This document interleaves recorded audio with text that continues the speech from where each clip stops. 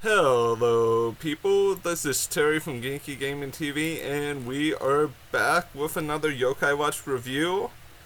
Today's episode, which this is all thanks to Ash, by the way, because I've had a really busy week, and I didn't notice that episode 7 was uploaded to Level 5's YouTube page until Ash sent it to me.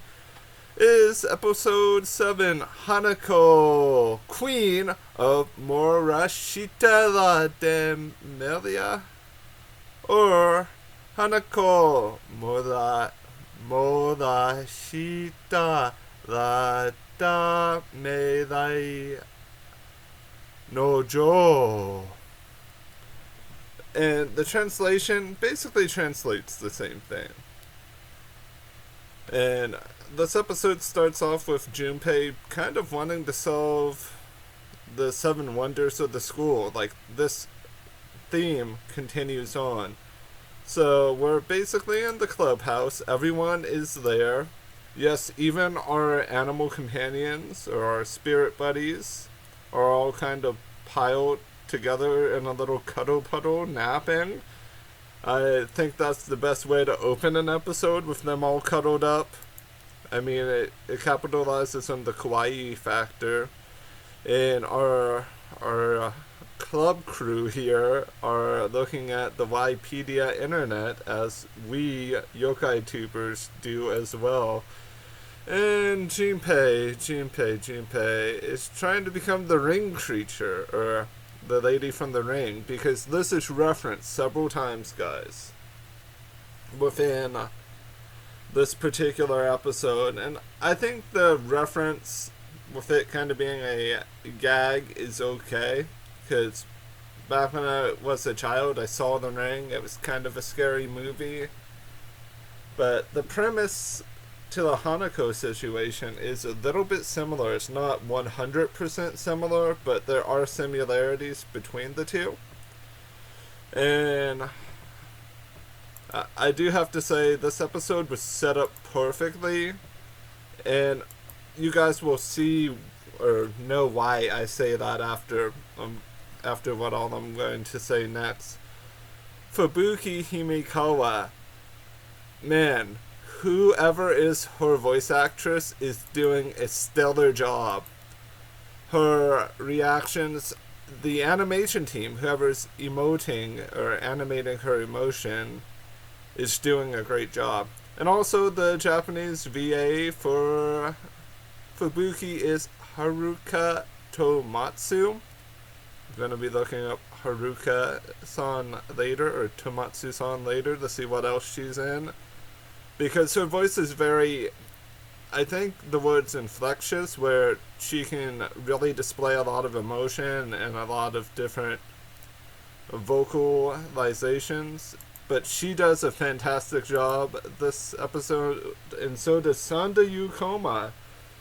And as you know, Junpei Jiba always does a good job. Motoru has to go to the bathroom after all of the toilet talk, because why not? Because Motoru is basically a walking plot device at this point, kind of. So he's been gone a while, and they hear a scream for help from the bathroom. So our entire crew, including Fubuki, run into the men's bathroom. I see what you're doing there, Fubuki. Bad girl. But as they enter, they see a toilet whirlpool sucking Motoru down into the commode, which I'm kind of surprised it's not like a squatting toilet, because some schools have both. But Motoru is a man of culture, so a normal Western style toilet is his choice. But he is sucked down into the watery depths, leaving his frog underwear and his pants behind. But it doesn't take much time for our club crew to get on the case of searching down their buddy. And they come to the 2 separate bathrooms, a men's and a woman's. So that leaves Fubuki to go alone. Poor little girl. But they all turn around the corner and they see each other, and Fubuki has a remark like, "Really?" Like, it's just ridiculous that it kind of looped around to the same point. But they are then met with a butler guy that's talking about Hanako World. That's what I'm calling it right now. I know it has a name, but Hanako World is just so much funner to say. So they get on a toilet coaster and they ride through the toilet park. And there's a Matrix reference, which I think is really well timed and well placed. Junpei dodging bullets because our boy has that flexibility. And we all know that Mela Lido would probably really want to shoot him to begin with. So that kind of plays out in a proper degree if you want to really think about it. But as this is all kind of going on, they're exploring the park. We're getting pieces of backstory, slowly explaining everything. And holy snot, there's QB after we see Junpei's butt being shaken at the rest of the crew on the coaster. But I think it's Ryusuke Kyubey, which I really like his name. It kind of fits QB straight down to a T.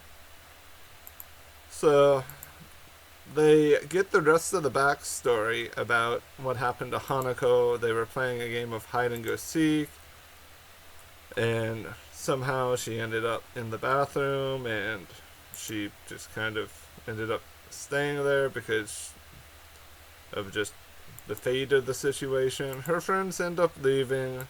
Poor little Hanako is stuck in there in the darkness and the despair. But then we see what Hanako, our darling beauty dance queen, looks like. And I have to say, Hanako and Natsuki are both stunning. And also, QB better watch his back. That's the other thing I'm going to say here. But I kind of like how Junpei exclaims, Hanako! And like the letters kind of pop up. And then QB explains that Natsuki would have a little bit of competition from Hanako. And then Hanako starts dancing, and then Jiba, Junpei, and Koma-san to you both start dancing as well. We get a little bit more backstory, but Mela Lido is not amused by the dance party. And then Mela Lido and Ryusuke Kyubey start fighting. They both grab toilet seats and plungers. This upsets Hanako-san, making her cry. And I just want to say right now, Hanako-san's transformation wasn't triggered by her desire to fight or her desire to be in conflict. These two guys fighting, the fight itself is what triggered it. It's not the people in the room, it's the conflict that triggered this Onryo transformation. And yeah, the Onryo video is probably going to be next week or the first week of March. I just want to say that now why I have the topic fresh in my mind. But Hanako's transformation is even kind of pretty looking in a Rita Repulsa, like Power Rangers style villain sort of way. But Fubuki saves the boys from getting their butts kicked, and then we get a cool transformation sequence with all 5 of our heroes transforming. But Hanako-san catches the guys and then Fubuki off guard and forces them into playing a game, and then the little commander goes up her nose, causing her to lose concentration of the situation, causing her to subconsciously fail at controlling everyone, and then she basically takes attacks from QB, from, is it, I have to look up Miller Lido's transformation name, Shishio, or Lion King. And then Kingo Benimaru, and then an additional strike from Kingo Benimaru. And also, guys, I really like the execute abilities and how they are like fired off. And some of you are going to point out I don't have a screenshot of Shishio firing off his attack. And that's because Shishio is not in frame with Hanako when the attack goes off. Because I wanted to get both the attack being shot off and Hanako's reactions, because that shows you how well this show is being put together and animated. So they defeat Hanako. Hanako's on the ground, and we get the rest of the backstory where she tries to bring her friends in, but her friends miss reality. That makes little Hanako sad, and then she starts bringing people in, trying to fill the void of her loneliness. And then our darling little Fubuki says, hey, we can send everyone home to where they want to be. And maybe you can come too. And then, after we send people home, we realize that the butler is the only one who has stayed. And the butler basically that explains, I think, 50 years in the past that he went looking for Hanako. And then we saw a flashback of them as kids, and the episode ends in a very tender moment. At least screenshot-wise here, because I wasn't taking screenshots of the new upgrades, because we're ending on this tender moment because I say so. The butler basically grabs Hanako's hands and says that he loves her, and the scene with her ends with her in his arms, which is a really cute sentiment, because at the end of the day, all she wanted was companionship and love. And it's the guy Tsutomu Sanho. Yeah, I think that's what the good person's name is. That's the butler. And then the episode really ends with everyone reacting to the internet. So, yeah, all in all, this episode was really good. It was a solid A episode. There were some weird puns and things that kind of could have lessened the value if the episode itself wasn't as good. But so far, I'm assuming we're 7 for 7 for no old men losing their wigs in a really retarded way. Because if the Old Men Wig Club happen to show up in Y Academy, that is when I will quit. You guys think I'm kidding, but if the Old Men Wig Club comes back, that was like the worst segment ever from the 2019 run of the show. But we're in the golden age of Yokai Watch, the Y Academy age, where Level 5 is realizing, holy crap, we're not doing nearly as well. We had a fantastic run with Shadowside, so we need something else equally as good, and then they came up with this gem that we have now, which I am very thankful for, because Y Academy is really fun to watch.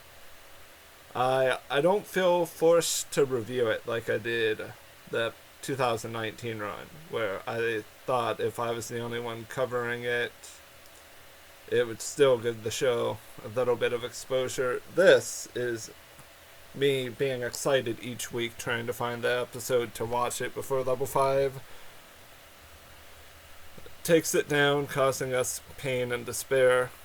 But all in all, just one little last thing to touch on before I let you go. I hope we see Hanako-san again, and I hope we see a little bit of her interaction with Natsuki to see if that would create any sort of funny scene, because I imagine it would be hilarious.